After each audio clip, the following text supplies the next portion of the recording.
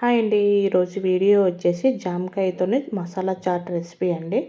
ఒక్కసారి మీరు ఈ విధంగా జామకాయతోని ఇలా మసాలా చాట్ చేసి తినండి. ఎప్పుడు జామకాయ తిన్నా ఈ విధంగానే చాట్ చేసుకుని తింటారు. అంత బాగుంటుంది. ఎలా చేయాలో ఇప్పుడు చూపిస్తానండి.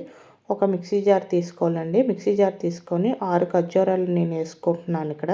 వాటిలో ఉన్న గింజను తీసుకొని వేసుకోవాలి. అలాగే 2 పచ్చిమిర్చి, కొద్దిగా కొత్తిమీరని వేసుకోవాలండి.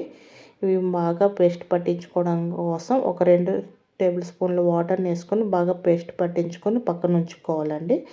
ఇప్పుడు చాట్ కోసం నేను బాగా పలుకుబారిన 2 జాంకాయలు తీసుకున్నానండి. వాటిని తొడిమెలు తీసుకొని వీడియోలో చూపిస్తున్న విధంగా ముక్కలుగా కోసుకొని పక్కన ఉంచుకోవాలండి. ఇప్పుడు ఒక మిక్సింగ్ బౌల్ తీసుకోవాలండి. మిక్సింగ్ బౌల్లో మనం కట్ చేసుకున్న జాంకాయలన్నిటిని వేసుకోవాలండి. అదే జాంకాయల పైన మనం మిక్సీ పట్టించుకున్న పేస్ట్ను కూడా వేసుకోవాలి. అలాగే పావు టీ స్పూను మిరియాల పౌడర్ అండి. అలాగే రుచికి తగినంత పావు టీ స్పూన్ సాల్టు, పావు టీ స్పూన్ వేయించిన జీలకర్ర పొడి అండి ఇది.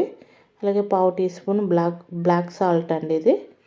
అలాగే పావు టీ స్పూన్ చాట్ మసాలా, అరచెక్క నిమ్మరసం వేసుకొని ఈ జాంకాయ ముక్కలు అనేవి బాగా మిక్స్ చేసుకోవాలండి. ప్రతి ముక్కకి మసాలా పట్టేటట్టు బాగా మిక్స్ చేసుకొని సర్వ్ చేసుకోండి. ఇలా చేసుకుంటే జాంకాయ చాట్ అండి చాలా బాగుంటుంది. మీరు కూడా ఒకసారి ట్రై చేయండి.